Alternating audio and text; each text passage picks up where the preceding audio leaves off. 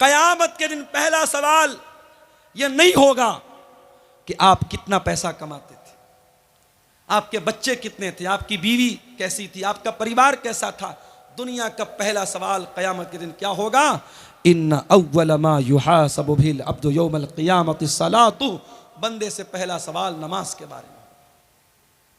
नमाज के बगैर जन्नती जन्नत में नहीं जाएगा, और बेनमाजी इसी बेनमाजी होने की वजह से जहन्नम में जाएगा।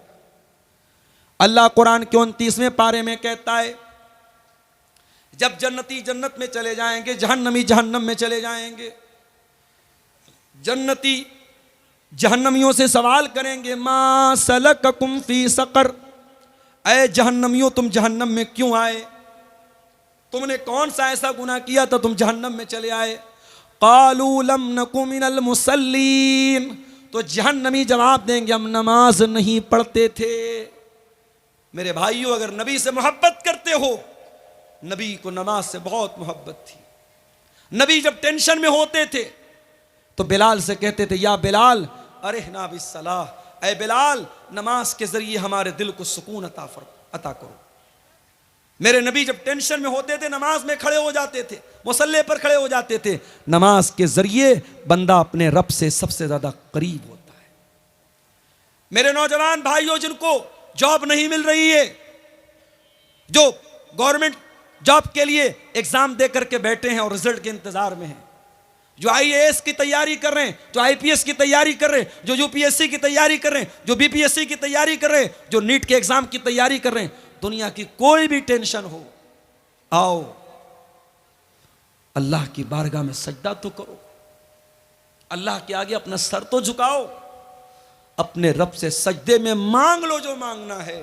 और खास तौर से रात में अगर टाइम मिले तो तहज्जुद की नमाज पढ़ लो मेरे भाइयों, और तहज्जुद की नमाज में सजदे में मांग लो अल्लाह से जो मांगना है। इंशाअल्लाह आपकी दुआ कबूल होगी। अक़रबु मा यकूनुल अब्दु मिन रब्बिही व हुवा साजिद। बंदा अपने रब से सबसे ज्यादा करीब अगर होता है तो सजदे की हालत में होता है। और आगे बढ़िए, अल्लाह के नबी को एक चीज और बहुत ज्यादा पसंद थी, और वो चीज क्या थी? शर्म व हया बहुत ज्यादा आपको पसंद थी। एक मर्तबा एक औरत आपके पास आई। औरत का नाम था फातिमा बिनते उक़बा।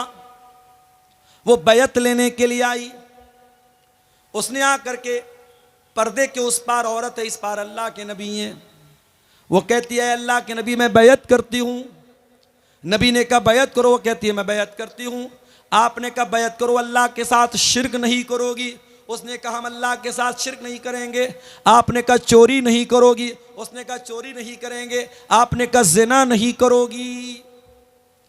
जब उस लड़की ने, उस औरत ने ज़िना का नाम सुना, हदीस के अल्फाज है, मुस्नद अहमद की रिवायत है, उस औरत ने अपने हाथ को अपने सर पर रखा। उसको बहुत हैरत हुई।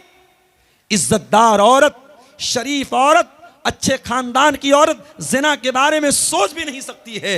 अय अल्लाह के नबी, आप मुझसे बैत लेना चाहते हैं, मैं तो ज़िना के बारे में सोच भी नहीं सकती। अल्लाह के नबी को उस औरत का अंदाज बहुत पसंद आया।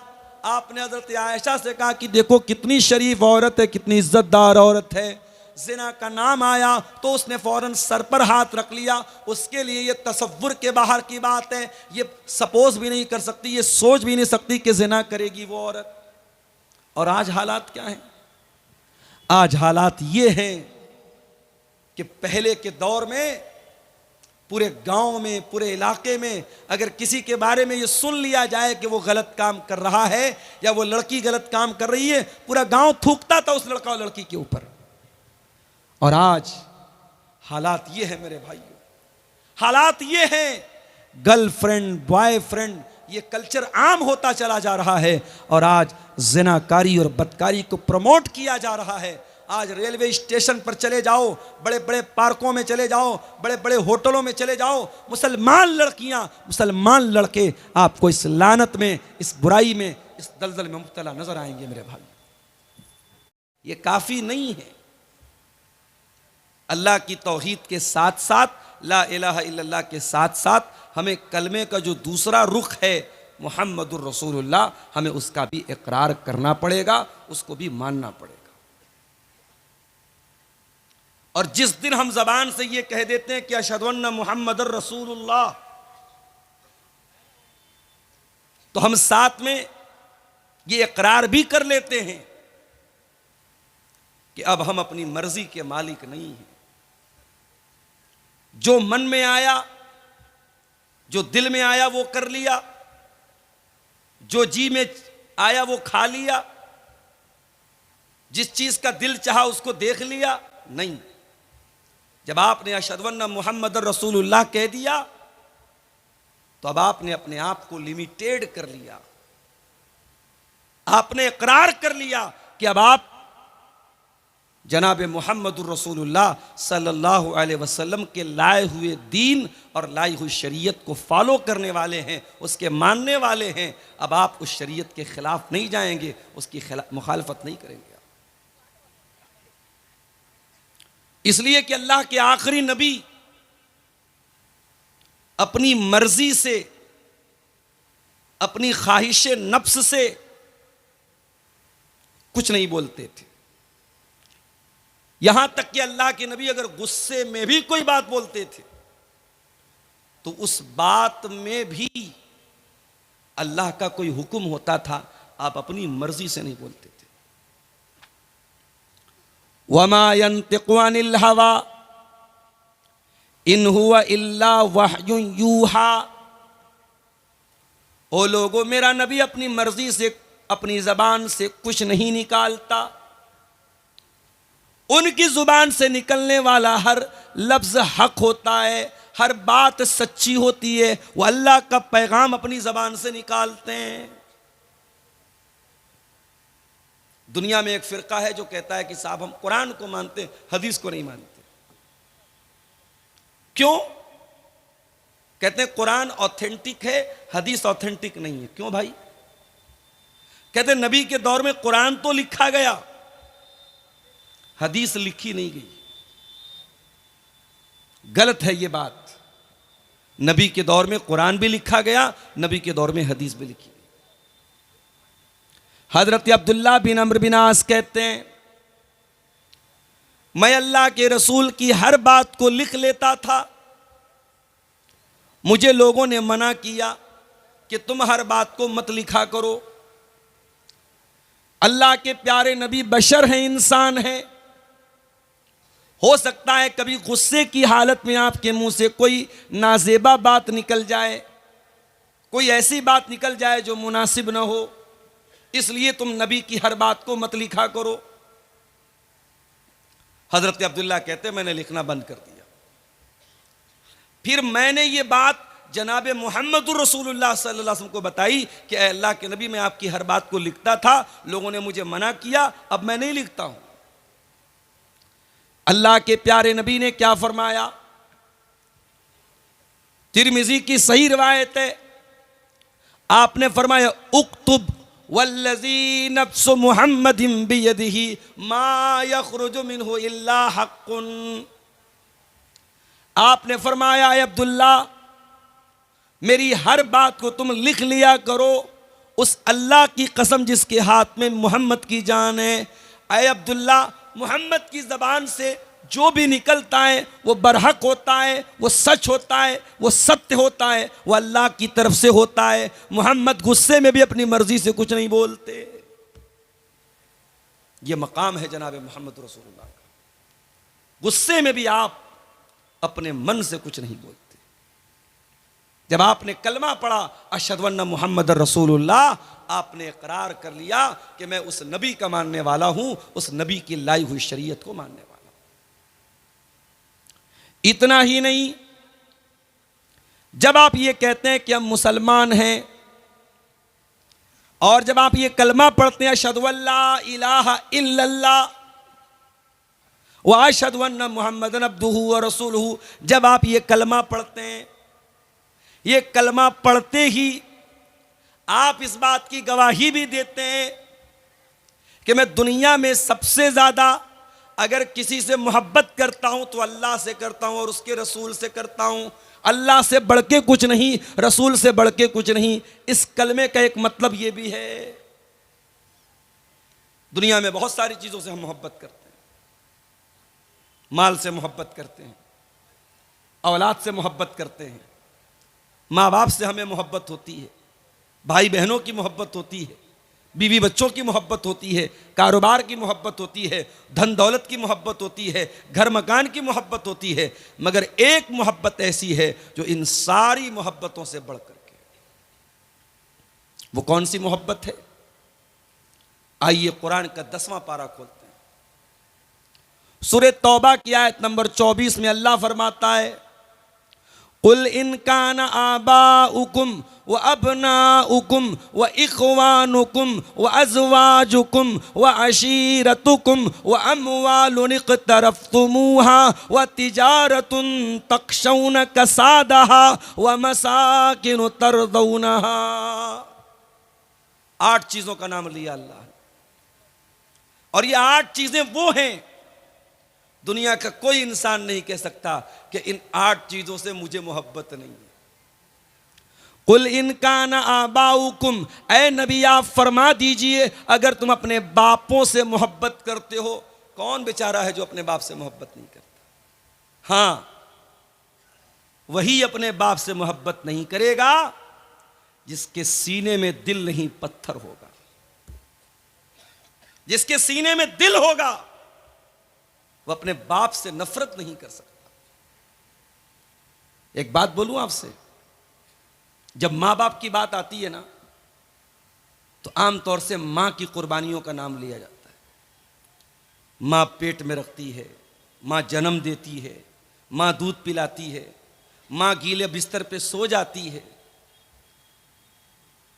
मां की खूबियों को बयान करते करते बाप के एहसान कहीं पीछे छुप जाते हैं मेरे भाई। मां का एहसान नजर आता है, बाप का एहसान नजर नहीं आता। तेरी मां ने अगर 9 महीने तुझे पेट में रखा है तो तेरी मां को सपोर्ट करने वाला, तेरी मां को खिलाने पिलाने वाला, तेरी मां की हर जरूरत का ख्याल रखने वाला तेरा बाप है। तूने अगर मां के दूध को पी करके तेरे जिस्म में जान आई है तो बाप की उंगली ने तुझे जिंदगी में चलना सिखाया है। मां के आंचल में अगर जमाने की धूप से तुझे नजात मिलती है तो बाप वो दीवार बन के हमेशा खड़ा रहता है हर मुसीबत में, हर मुश्किल में। मैंने देखा है बेटे पर मुसीबतें आती हैं, कितने बापों को मैंने देखा है जिंदगी भर की गाड़ी कमाई खर्च कर देते हैं अपने बेटे को बचाने के लिए। इसलिए मां के एहसान अपनी जगह हैं, बाप के एहसानात को कभी अंडर एस्टिमेट मत करना मेरे भाइयों, बाप के एहसान को कभी कमजोर मत समझना। कुल इनकान आबाउकुम, ऐ नबी आप कह दीजिए अगर अपने बाप से मोहब्बत करते हो, वो अबनाउकुम, और अगर अपनी औलाद से मोहब्बत करते हो। औलाद से कौन मोहब्बत नहीं करता? औलाद नाफरमान है, औलाद बदतमीज है, औलाद बात नहीं मानती है, औलाद गलत काम करती है, तब भी माँ बाप रातों में उठ के जब दुआ के लिए हाथ उठाते हैं ना, तो उसी औलाद की भलाई के लिए हाथ उठाते हैं। ये अल्लाह ताला ने ये मोहब्बत दिल में डाली है। इस मोहब्बत पर इंसान का बस नहीं है, इस मोहब्बत पर इंसान का कंट्रोल नहीं है। हर बाप अपनी औलाद से मोहब्बत करता है, हर मां अपनी औलाद से मोहब्बत करती है। हाँ, एक दिन ऐसा आएगा जब मां को अपने बच्चे की भी फिक्र नहीं होगी, और वो दिन कौन सा होगा? वो कयामत का दिन। अल्लाह ने फरमाया ना सूरह हज की शुरुआत की आयत में, या अय्युहन्नासुत्तकू रब्बकुम इन्न ज़ल्ज़लतस्साअति शैउन अज़ीम यौम तरौनहा तज़हलु कुल्लु मुर्ज़ियतिन अम्मा अर्ज़अत व तदउ कुल्लु ज़ाति हम्लिन हमलहा। कयामत के दिन दूध पिलाने वाली मां, दुनिया में यह पॉसिबल नहीं है। मां अपने दूध पीते बच्चे को कभी नहीं छोड़ सकती। गाजा में बम बरस रहा है, बारूद बरस रहा है, लेकिन मां अपने बच्चे को छोड़ के नहीं भागती है। अपने बच्चे को अपने आंचल में, अपनी गोद में लिए लिए मां मर जाती है, मगर बच्चे को नहीं छोड़ती है। कुल इनकान आबाउकुम, ऐ नबी आप कह दीजिए अगर अपने बाप से मोहब्बत करते हो, वह अबनाउकुम, अपने बेटों से मोहब्बत करते हो, वह इखवानुकुम, और अपने भाई से मोहब्बत करते हो। भाई भाई के कहते हैं ना, भाई भाई के जिसमें एक माँ बाप का खून दौड़ता है। पड़ोसी पड़ोसी से झगड़ा कर रहा है, हमसे कोई मतलब नहीं होता। गांव में गांव का किसी से झगड़ा हुआ, हमें कोई मतलब नहीं। हमारे भाई को किसी ने मार दिया, हमें गुस्सा आ जाता है। हमारे भाई को किसी ने गाली दे दी, हमें गुस्सा आ जाता है। ये गुस्सा क्यों आता है? ये अल्लाह ताला ने मोहब्बत डाली है भाई के दिल। अगर तुम अपने भाइयों से मोहब्बत करते हो, वह अज़वाजुकुम, और अगर तुम अपनी बीवियों से मोहब्बत करते हो, शादी के बाद शौहर और बीवी की मोहब्बत भी बड़ी अनमोल मोहब्बत है मेरे भाई। ये वो मोहब्बत नहीं है जो किसी रेस्टोरेंट में, किसी पार्क में, किसी फेसबुक और व्हाट्सएप के चैटिंग में तैयार हुई है। ये मोहब्बत निकाह के जरिए तैयार हुई है। ये अल्लाह ने मोहब्बत डाली है। शौहर के दिल में बीवी की मोहब्बत, बीवी के दिल में शौहर की मोहब्बत। और एक बात बोलूं, शौहर बीवी के बीच में अगर मोहब्बत नहीं है तो यह रिश्ता नहीं चल सकता। यह रिश्ता तभी चलेगा जब एक दूसरे की मोहब्बत होगी। अगर मोहब्बत नहीं है तो मशीन की तरह यह रिश्ता चलेगा। शौहर आएगा, अपनी जरूरत पूरी करेगा, बीवी अपना हक अदा करेगी, बस काम खत्म। दिल का दिल से कोई कनेक्शन नहीं होगा जब तक दिल में मोहब्बत ना हो एक दूसरे की। बड़ा प्यारा रिश्ता है मियां बीवी का रिश्ता। जानते हो इस रिश्ते को अल्लाह ने लिबास कहा है। कुरान का दूसरा पारा उठाओ, हुन्ना लिबासुल लकुम व अंतुम लिबासुल लहुन्ना, तुम अपनी बीवियों के लिए लिबास हो और तुम्हारी बीवियां तुम्हारे लिए लिबास हैं। ये लिबास क्यों कहा? तुम्हारी बीवी तुम्हारे लिए लिबास है, लाइक अ ड्रेस। तुम्हारी बीवी तुम्हारे लिए ड्रेस है। तुम्हारी बीवी तुम्हारे लिए वैसी है जैसे तुम्हारा कपड़ा है। भाई बीवी का कपड़े से क्या ताल्लुक है? कपड़ा हमेशा बदन के साथ लगा रहता है। आप रात में सोते हैं तो भी बनियाइन और लुंगी के साथ सोते हैं। बीवी शौहर के लिए लिबास है, शौहर बीवी के लिए लिबास है। दोनों एक दूसरे के साथ अटैच्ड हैं, एक दूसरे से संबंधित हैं, एक दूसरे से बंधे हुए हैं। दोनों अलग नहीं हो सकते। मैं अभी तकरीर करने के पहले कपड़ा चेंज करना था। मैंने डॉक्टर साहब से कहा थोड़ा कोई कमरा दे दीजिए, मैं कपड़ा चेंज करूं। आदमी भी कपड़ा चेंज करता है तो अकेले में चेंज करता है, और औरत तो करती है। हम किसी के सामने बगैर कपड़े के रहना पसंद नहीं करते। कपड़ा हमारी इज्जत पर पर्दा डालता है। कपड़ा हमारे ऐब पर पर्दा डालता है। कुरान क्या कह रहा है? हुन्ना लिबासुल लकुम व अंतुम लिबासुल लहुन्ना, तुम्हारी बीवियां तुम्हारे लिए लिबास हैं। वो तुम्हारे ऐब के ऊपर पर्दा डालती हैं और तुम अपनी बीवियों के ऐब पर पर्दा डालते हो। अगर शौहर बीवी के ऐब पर पर्दा न डाले और बीवी शौहर के ऐब पर पर्दा न डाले तो मियाँ बीवी होने का कोई मतलब नहीं। जो बीवी शौहर की बुराई करे, जो शौहर बीवी की बुराई करे, बीवी शौहर की गीबत करे, शौहर बीवी की गीबत करे, तो समझो वो एक दूसरे के लिबास नहीं है। लिबास तो पर्दा डालता है, लिबास तो एक दूसरे के ऐब को छुपाता है। अच्छा, लिबास का एक मकसद और भी है। मैं तकरीर करने के लिए आता हूं, सदरी पहनता हूं। बहुत सारे उलमा शेरवानी पहनते हैं। बांग्लादेश के या बंगाल के अक्सर उलमा जो आते हैं, मैं देखता हूं लंबा वाला जुब्बा पहनते हैं। क्यों पहनते हैं भाई?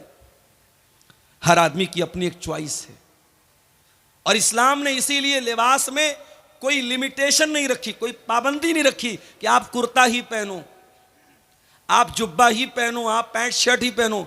इस्लाम ने कुछ कंडीशन बताई। मर्द का कपड़ा टखने के नीचे नहीं होना चाहिए, औरत का कपड़ा टखने के ऊपर नहीं होना चाहिए, मर्द और औरत दोनों का कपड़ा इतना ट्रांसपेरेंट नहीं होना चाहिए कि बदन नजर आए, इतना टाइट नहीं होना चाहिए कि बदन के जो पार्ट्स ऑफ बॉडी हैं, जो शरीर के अंग हैं, वो नजर आए। तो शराइत बताई हैं, लेकिन इस्लाम ने किसी लिबास की पाबंदी नहीं की है कि यही लिबास आपको पहनना है। हमारे मऊ में, बनारस में लुंगी चलती है। मऊ के कितने उलमा मद्रास गए, हैदराबाद गए, दुनिया के कोने कोने में वही लुंगी पहन के चले गए। उनका लिबास है, उनकी ड्रेस है। तो लिबास हमारी पहचान होती है। अल्लाह फरमा रहा हुन्ना लिबासुल लकुम, तुम्हारी बीवियां तुम्हारा लिबास हैं। जिस तरीके से तुम कपड़ा पहन करके अपने आप को सजाते हो, संवारते हो, तुम कपड़ा पहन करके अपने आप को सुंदर बनाते हो, अपने आप को अट्रैक्टिव बनाते हो, अपने आप को आकर्षक बनाते हो, तुम्हारी बीवियां भी तुम्हारी ज़िंदगी को आकर्षक बनाती हैं, तुम्हारी ज़िंदगी को सुंदर बनाती हैं, और तुम उनकी ज़िंदगी को सुंदर बनाते हो। ज़िंदगी की खूबसूरती है ये रिश्ता। इसलिए अल्लाह कह रहा है, अगर तुम अपनी बीवी से मोहब्बत करते हो, बाप हो गया, औलाद हो गई, भाई हो गया, बीवी हो गई।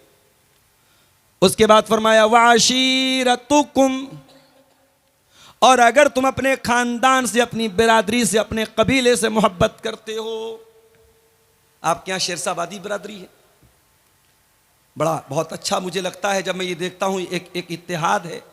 अभी किसी नेता के बारे में मैंने सुना कि उन्होंने शेरशाबादी बिरादरी के बारे में कुछ उल्टा सीधा बोला। सारी एसोसिएशन, जो शेरशाबादी एसोसिएशन है, वो खड़ी हो गई कि नहीं साहब, गलत बोला गया। होना चाहिए अपनी कौम के लिए, अपनी बिरादरी के लिए ये यूनिटी होनी चाहिए। झारखंड के इलाकों में जाता हूं, पाकुड़, साहेबगंज, गोड्डा का इलाका एक तरफ से पूरे अंसारियों का इलाका है, अंसारी कौम है वहां पे। बंगाल में आप चले जाएं, वहां बहुत सारे लोग अपने नाम के साथ शेख लिखते हैं, शेख लोगों का इलाका है। तो बिरादरी का होना कोई खराब बात तो नहीं है। खराब बात क्या है? इंसान अपनी बिरादरी पर फख्र करे और दूसरी बिरादरी को हकीर समझे। अल्लाह ने फरमाया वाशीरतुकुम, अगर तुम्हें अपनी बिरादरी के ऊपर, अपने खानदान के ऊपर अगर तुम्हें मोहब्बत, तुम उससे मोहब्बत करते हो तो कोई मसला नहीं, कोई प्रॉब्लम नहीं है, कर सकते हो। खानदान और बिरादरी की मोहब्बत नेचुरल है। उसके बाद फरमाया व अमवालुन इक़्तरफ़्तुमूहा,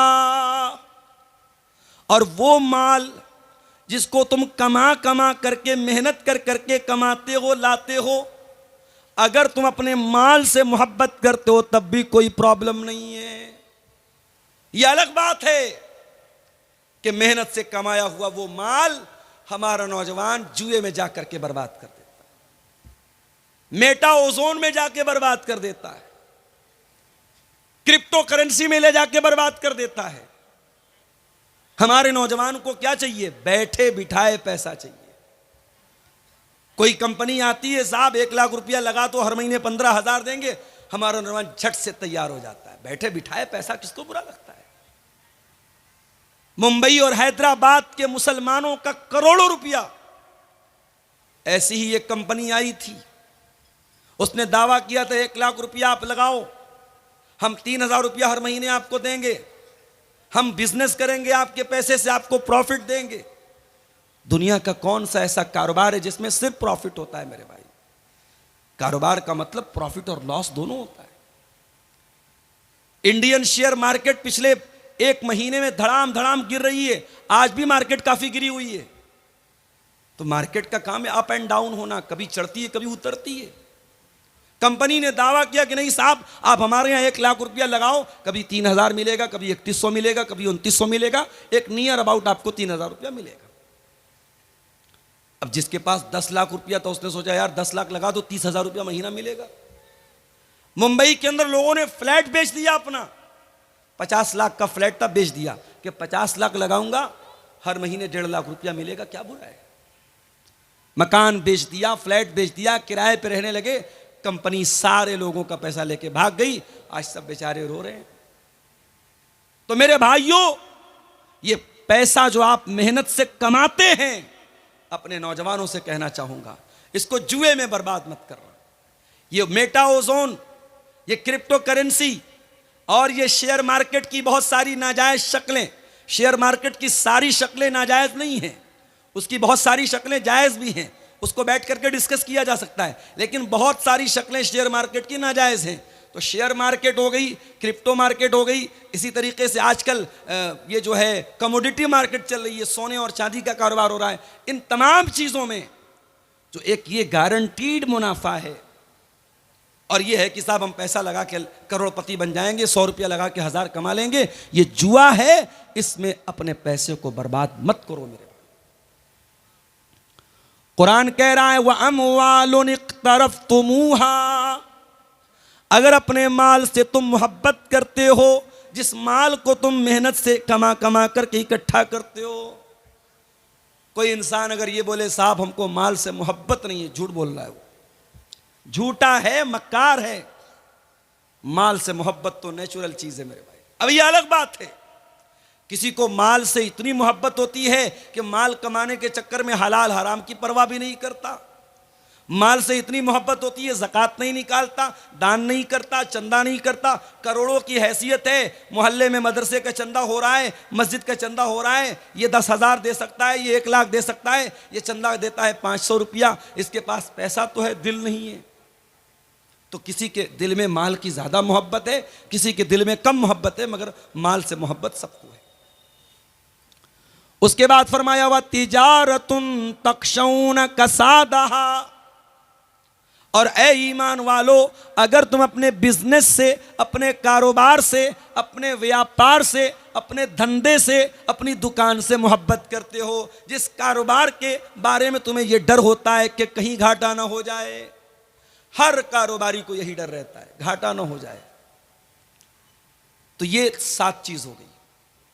और 8वीं चीज व मसाकिनु तरदौनहा, और ऐ मुसलमानों, अगर तुमको अपने घर बार से मोहब्बत है, अपने मकान से मोहब्बत है, अपनी बिल्डिंग से मोहब्बत है, माँ बाप से मोहब्बत, औलाद से मोहब्बत, भाई से मोहब्बत, बीवी से मोहब्बत, खानदान से मोहब्बत, माल से मोहब्बत, तिजारत से मोहब्बत, घर बार से मोहब्बत, अल्लाह ने 8 चीज़ों का नाम लिया। और 8 चीज़ों का नाम लेने के बाद अल्लाह क्या कहता है, ज़रा गौर कीजिएगा। अहब्ब इलैकुम मिनल्लाहि व रसूलिही व जिहादिन फी सबीलिही, अगर इन 8 चीज़ों की मोहब्बत तुम्हारे दिल में अल्लाह से ज़्यादा हो जाए, रसूल से ज़्यादा हो जाए, और अल्लाह की राह में जिहाद से ज़्यादा हो जाए, फतरब्बसू, तो तुम अल्लाह के अज़ाब का इंतज़ार करो, हत्ता यअतियल्लाहु बिअम्री, अल्लाह ताला अपने अज़ाब को सामने लाएगा। पता ये चला आप मोमिन हैं, आप मुसलमान हैं, आपके दिल में सबसे ज्यादा मोहब्बत किसकी होनी चाहिए? अल्लाह की और उसके रसूल की होनी चाहिए। दुनिया की सारी मोहब्बतें इन 2 मोहब्बतों पर कुर्बान है मेरे भाई। अब मैं अपने तकरीर के असल टॉपिक की तरफ आ रहा हूं। हमें अपने रसूल से मोहब्बत तो करनी है, सवाल ये पैदा होता है कितनी मोहब्बत करनी है। कुरान करीम जवाब देता है अन्नबिय्यु औला बिल मोमिनीन मिन अनफुसिहिम, के नबी मोमिन, नबी से ईमान वाले अपनी जान से ज़्यादा प्यार करते हैं, ईमान वाले नबी से अपनी जान से ज़्यादा मोहब्बत करते हैं, जान से बढ़ के अपने नबी से प्यार होना चाहिए। अब आप कहेंगे मौलवी साहब ये कैसे पॉसिबल है, जान से बढ़ के कोई कैसे प्यार कर सकता है? आइए मैं आपको एग्जाम्पल देता हूँ। हजरत खुबैब इब्न अदी को देखो, इनको मक्का वालों ने अरेस्ट कर लिया, गिरफ्तार कर लिया, इनको सूली पे चढ़ाने की तैयारी हो गई है।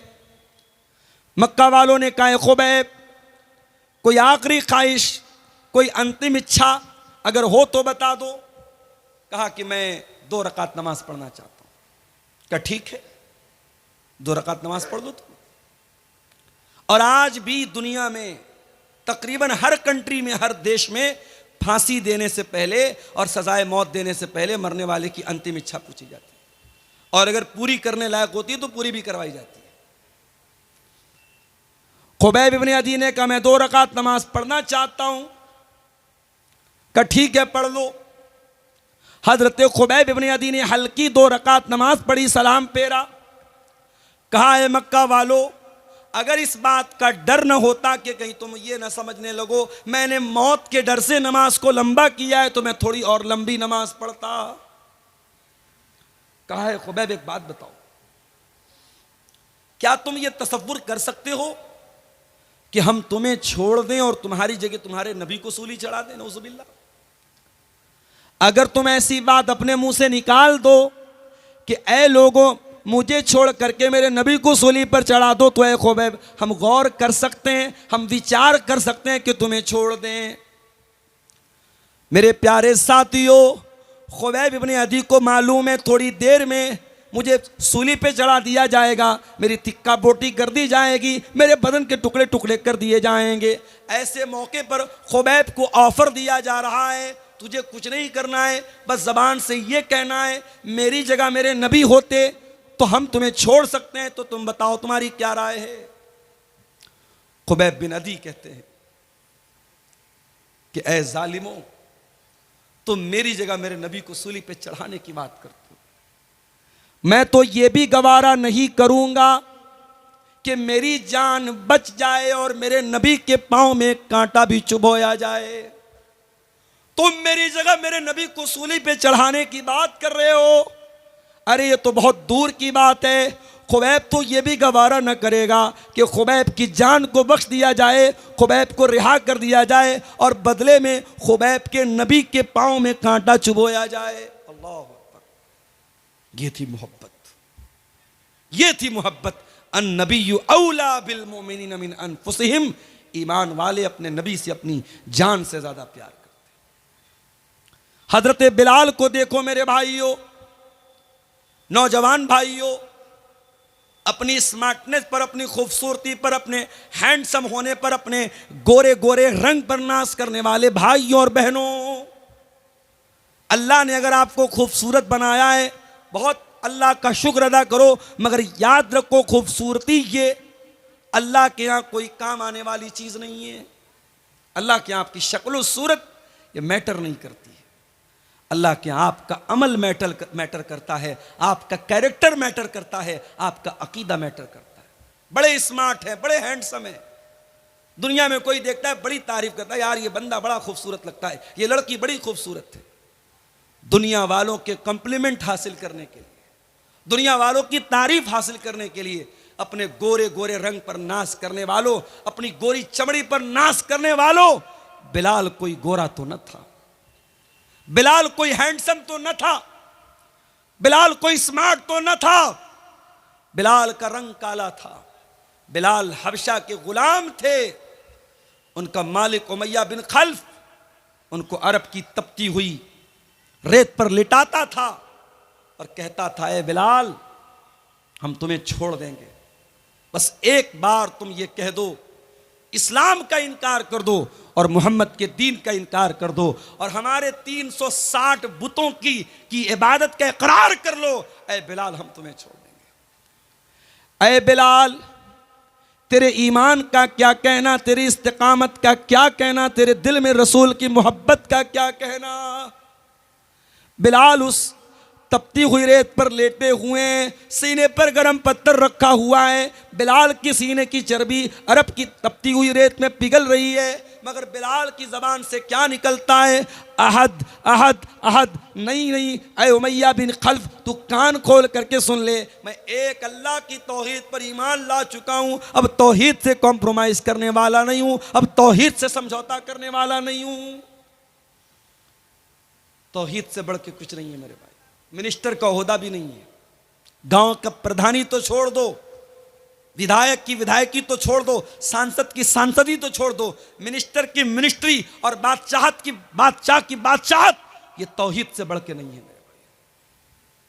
उत्तर प्रदेश की एक लीडर के बारे में मैंने बोला और कटिहार के इन यूट्यूबर्स ने उसका फोटो लगा करके डाल दिया, हमारे कुछ साथियों ने हम पर एतराज कर दिया, आपको क्या हक पहुंचता है, हमारी कौम की एक लीडर है, एक लड़की है, बहुत अच्छी लड़की है, हमेशा दुपट्टा अपने सर पे रखती है और परंपरा के साथ रहती है, इज्जत के साथ रहती है, अगर वो किसी इबादत खाने में चली गई और उसने दो चार उनकी इबादत में हिस्सा ले लिया तो आपको क्या अधिकार पहुंचता है कि आप तकरीर में उस पर एतराज़ करें। मैंने कहा पहली बात तो मैंने नाम नहीं लिया था, मैंने नाम नहीं लिया था, ये यूट्यूबर्स की हरकत है, नाम न लो ये फोटो चिपका देंगे, तकरीर कुछ रहेगी ये उस पर थंबनेल लगाएंगे, मियाँ बीवी शादी के बाद कैसे मिलें एक गंदी सी तस्वीर लगा देंगे और मियाँ बीवी कैसे मिलें। अब हमारा नौजवान उत्सुकतावश और उसमें ये देखने के लिए कि मौलाना ने क्या बयान किया है, जब उसको सुनेगा तो कहेगा खोदा पहाड़ निकली चूहिया। ये हमारे यूट्यूबर्स की हरकत है, इनको व्यू हासिल करना है, कुछ भी थंबनेल लगा देंगे, कुछ भी उस पर लगा देंगे। एक जगह तकरीर मेरी हो रही थी, गर्मी का मौसम था, मैं पसीने पसीने था। एक आदमी मेरे पीछे से आया, वो मुझे पंखा करने लगा। लोगों ने बताया थोड़ा दिमाग का क्रैक है, वो आकर के पंखा करने लगा। बोला आप गर्मी से मर जाएंगे। मैंने कहा भाई मैं गर्मी से नहीं मरूंगा, तुम बैठ जाओ।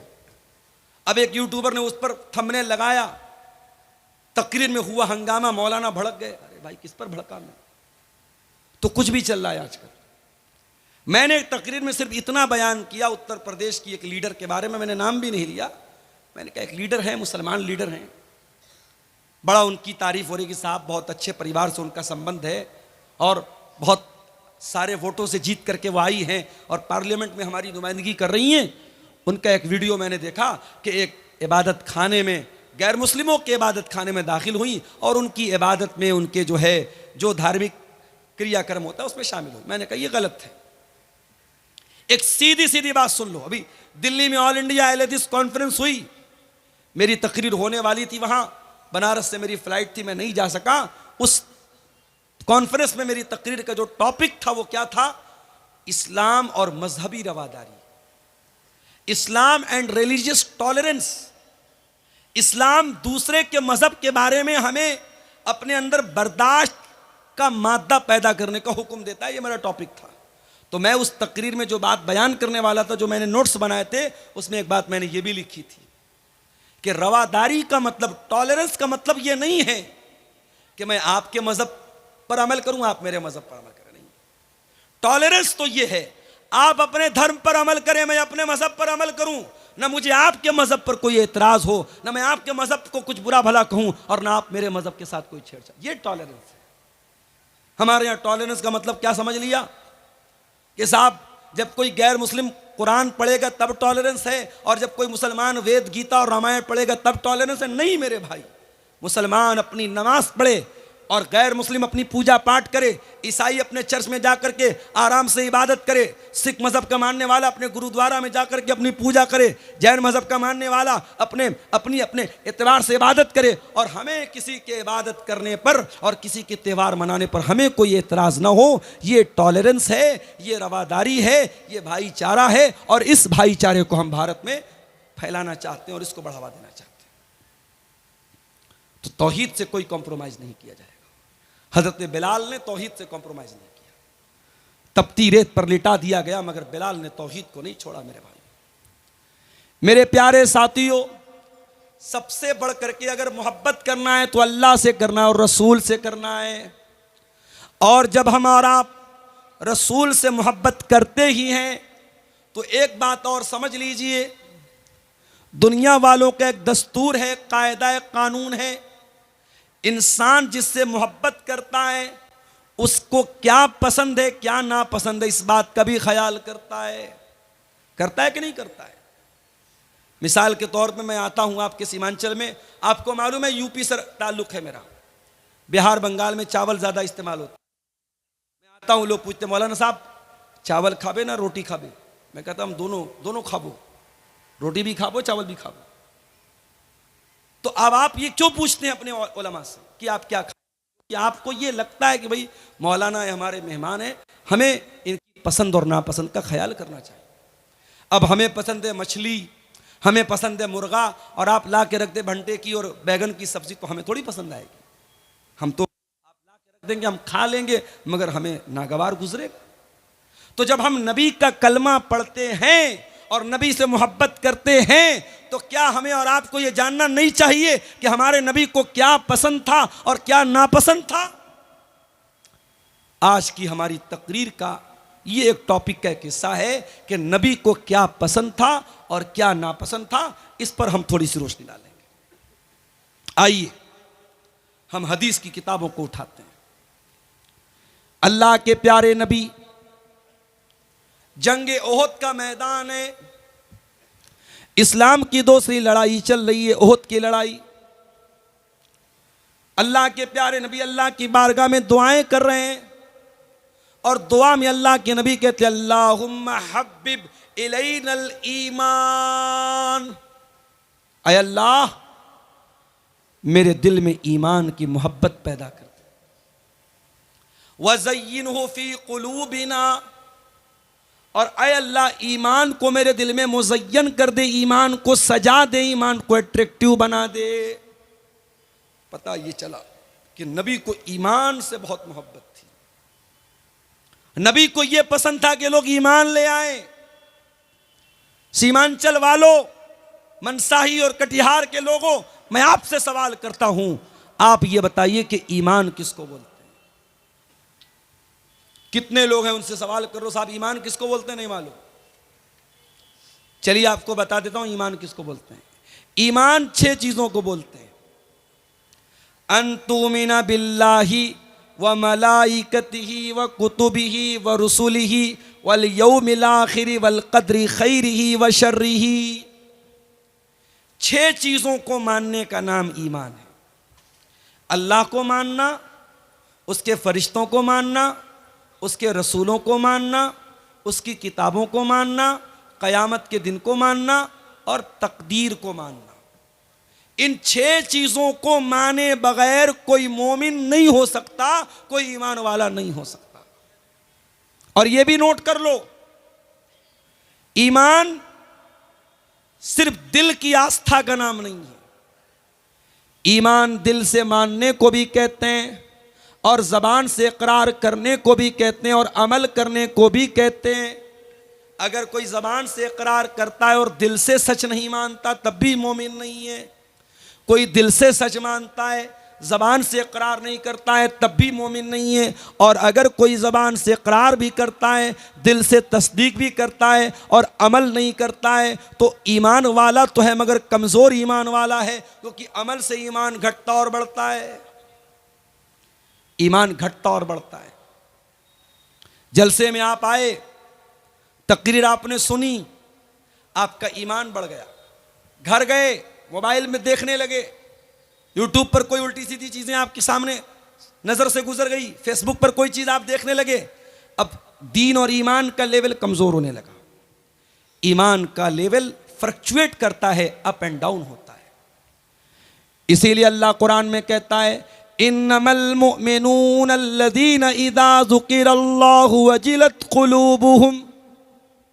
मोमिन तो वो लोग होते हैं जब अल्लाह का नाम उनके सामने लिया जाए उनका दिल कांप जाता है, उनका दिल लरज़ जाता है, उनका दिल डर जाता है। अल्लाह का नाम लिया जाए तो दिल डर जाए। दिल डरता है क्या हमारा? नहीं डरता। अरे हम लोग तो इतने सख्त दिल हो चुके हैं, अपने हाथों से अपने मुर्दों को कब्रिस्तान में दफनाते हैं और फिर भी हमारे दिल के ऊपर कोई असर नहीं पड़ता है। मेरे भाइयों, हमारे दिल पत्थरों से भी ज्यादा कठोर हो चुके हैं, पत्थरों से भी ज्यादा सख्त हो चुके हैं। इन्नमल मुमिनून अल्लज़ीना इज़ा ज़ुकिरल्लाह। मोमिन तो वो लोग होते हैं जब अल्लाह का नाम लिया जाए, वजिलत क़ुलूबुहुम तो उनके दिल कांपने लगते हैं, व इज़ा तुलियत अलैहिम आयातुहु और जब अल्लाह ताला की आयतें उनके सामने पढ़ी जाएं, ज़ादतहुम ईमाना उनका ईमान बढ़ जाता है, उनके ईमान का लेवल हाई हो जाता है, उनके ईमान की चार्जिंग बढ़ जाती है। एक बात पूछूं आपसे, अपने नौजवानों से पूछना चाहूंगा, अपने यूट्यूब की हिस्ट्री जरा चेक करके बताओ, लास्ट टाइम आपने कुरान की तिलावत को कब सुना था? अपना मोबाइल चेक करके बताओ, आखिरी बार आपने कुरान की तिलावत कब की थी और कुरान की तिलावत को सुना कब था? मेरे प्यारे नौजवान साथियों, आज हमारे नौजवानों के मोबाइल पर गाने मिल जाएंगे, म्यूजिक मिल जाएगा, बॉलीवुड के सॉन्ग मिल जाएंगे, उल्टी सीधी चीजें मिल जाएंगी। अगर नहीं मिलेगा तो कुरान नहीं मिलेगा। मेरे प्यारे नौजवान भाइयों, जिस नबी से आप मोहब्बत करते हैं, जिस नबी का कलमा पढ़ते हैं, उस नबी ने म्यूजिक की आवाज को कभी अपने कानों में आने न दिया और वो नबी कुरान को पढ़ा भी करते थे और कुरान को सुना भी करते थे। कुरान को सुना करो मेरे भाई। और मैं तो कभी कभी अफ्रीका के जो कारी होते हैं उनकी तिलावत में सुनता हूँ, बहुत प्यारी लगती है। मैंने एक तकरीर में एक नाम लिया था, एक अफ्रीकन कारी हैं, उनका नाम है सूफी अब्दुल रशीद। यूट्यूब पर आप जाकर के टाइप कीजिए सूफी अब्दुल रशीद तिलावत, उनकी तिलावत सामने आ जाएगी। कोई बनावट नहीं, सिंपल आवाज है और पाटदार आवाज, रोपदार आवाज है, और जब तिलावत करते हैं ऐसा लगता है डायरेक्ट दिल को छू रही है। अफ्रीकन कारियों की क़िरात बहुत प्यारी लगती है, दिल को अपील करती है, दिल को असर करती है। आप कुरान को सुनना शुरू कर दीजिए, गाना सुनना भूल जाएंगे आप। म्यूजिक की मोहब्बत दिल से निकल जाएगी, कुरान की मोहब्बत दिल में पैदा हो जाएगी। जिस नबी का आप कलमा पढ़ते हैं वो नबी कुरान सुना करते थे, कुरान पढ़ा करते थे। बुखारी की रिवायत है, अब्दुल्ला बिन मसूद रज़ी अल्लाह ताला अन्हु अल्लाह के प्यारे नबी सल्लल्लाहु अलैहि वसल्लम के पास आते हैं। अल्लाह के नबी कहते हैं, अब्दुल्ला इक़रा अलैयल कुरान, मुझे कुरान पढ़ के सुनाओ। हजरत अब्दुल्ला ने कहा, मैं आपको कुरान पढ़ के सुनाऊं? अय अल्लाह के रसूल, आपके ऊपर तो कुरान उतरा है, कुरान नाजिल हुआ है, मैं आपको कैसे पढ़ के सुनाऊं? आपने फरमाया, अय अब्दुल्ला, मैं दूसरे के मुंह से सुनना चाहता हूं। हजरत अब्दुल्ला बिन मसूद बहुत प्यारा कुरान पढ़ते थे। अभी दिल्ली में ऑल इंडिया अहले हदीस कॉन्फ्रेंस में जो मदीना के इमाम आए थे, शेख अब्दुल्ला अल बुआईजान, उन्होंने नमाज पढ़ाई दिल्ली में। अल्लाह अकबर, कितनी प्यारी आवाज है। इस वक्त हरम के जो नए इमाम आए हैं मक्के में, रमजान के लास्ट में मैं गया तो इत्तेफाक से एक दिन तरावी की नमाज मैंने उनके पीछे पढ़ी। उनका नाम है शेख बदर तुर्की। अल्लाह अकबर, क्या कुरान पढ़ते हैं। शेख सऊद अश-शुरैम की कमी को पूरा करने का काम कर रहे हैं शेख बदर तुर्की, बहुत ही प्यारा कुरान पढ़ते हैं। आवाज अच्छी हो, और आवाज अच्छी आवाज में कोई कुरान पढ़े मेरे भाइयों, तो इंसान का दिल बेदार हो जाता है, इंसान की रूह सरशार हो जाती है। अब्दुल्ला बिन मसूद बहुत अच्छा कुरान पढ़ते थे। प्यारे नबी ने फरमाया कि अय अब्दुल्ला इक़रा अलैयल कुरान, मुझे कुरान पढ़ के सुनाओ। हजरत अब्दुल्ला सूरह निसा की तिलावत करने लगे। सूरह निसा की तिलावत कर रहे हैं और अल्लाह के नबी गौर से सुन रहे हैं। पढ़ते पढ़ते हजरत अब्दुल्ला सूरह निसा की आयत नंबर 31 के ऊपर पहुंचे। फ़कैफ़ इज़ा जिना मिन कुल्लि उम्मतिन बिशहीद, ऐ नबी उस वक्त आपका क्या हाल होगा जब हर उम्मत में से हम एक गवाह लाएंगे। वजीना बिका अला हाउलाई शहीदा, और हम आपके ऊपर आपको गवाह लाए।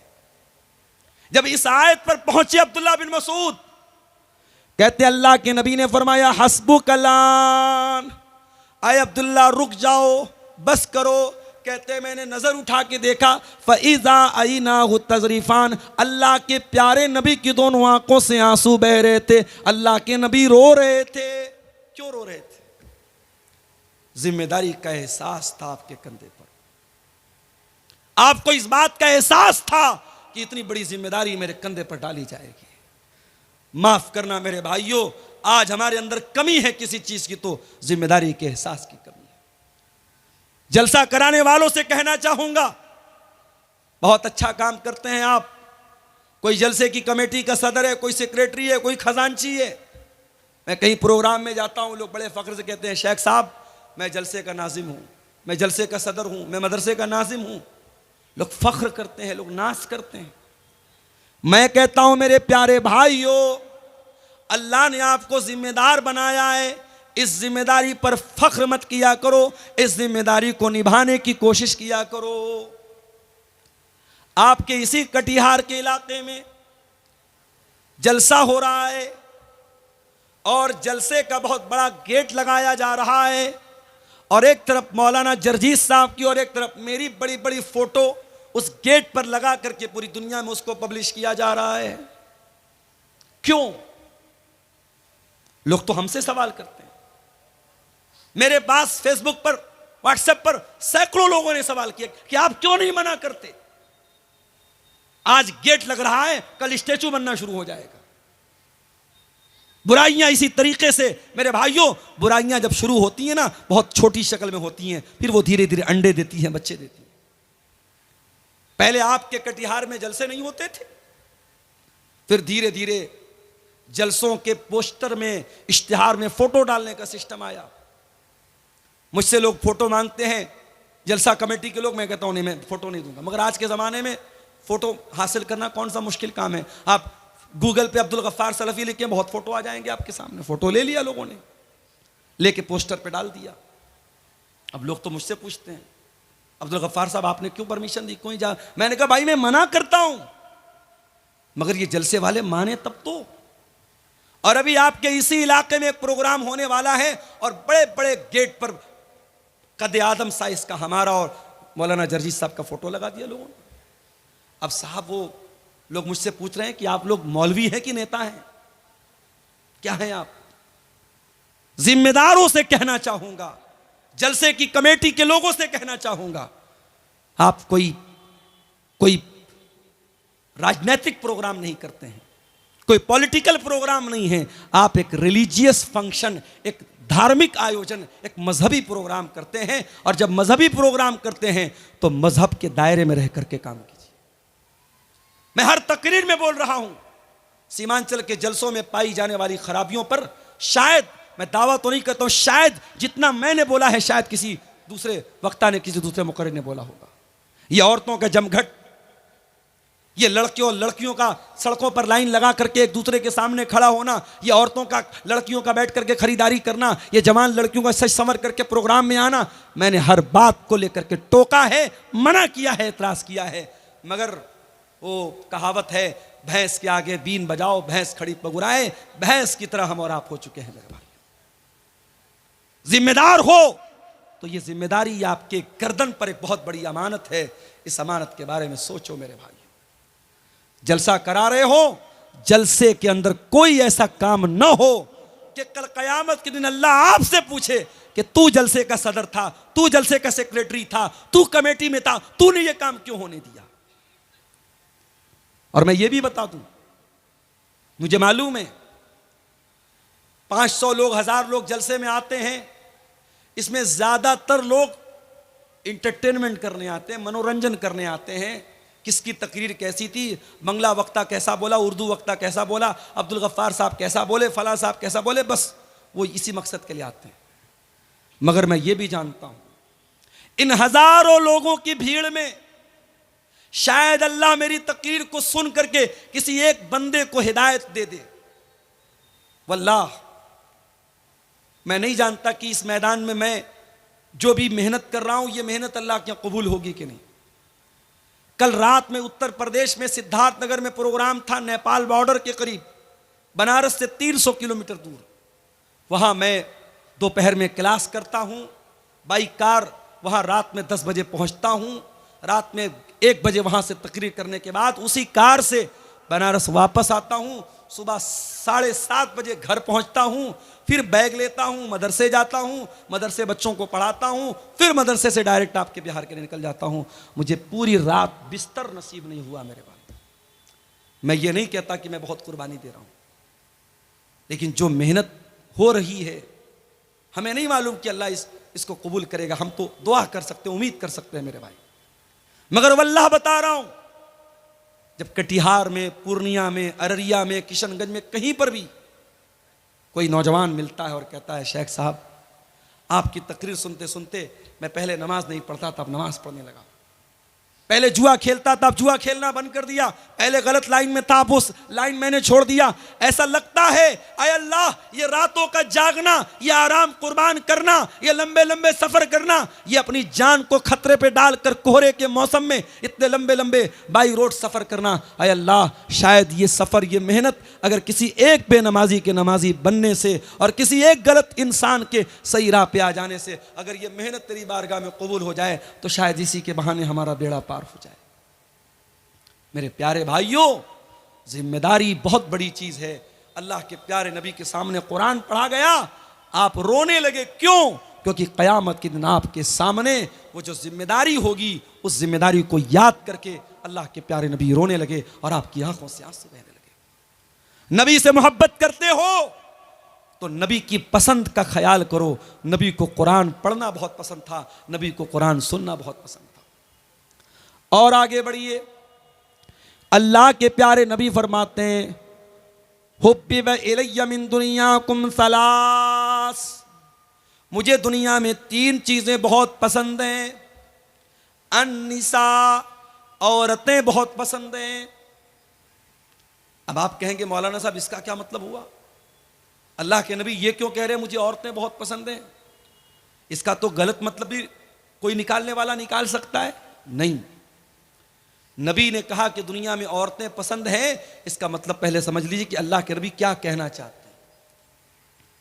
पहले आप इतिहास उठाइए और उस जमाने की जुग्राफियाई हालात आप देखिए कि उस वक्त अरब की धरती पर औरत के साथ क्या सलूक होता था। लड़की पैदा होती थी, बाप अपने हाथों से ले जाकर के जमीन में गाड़ देता था। बाप मर जाता था, सौतेली मां से उसका बेटा शादी कर लेता था। शौहर मरता था, 1 साल तक औरत एक कोठरी में बंद कर दी जाती थी और 1 साल तक इद्दत मनाती थी और सोग मनाती थी अपने शौहर का।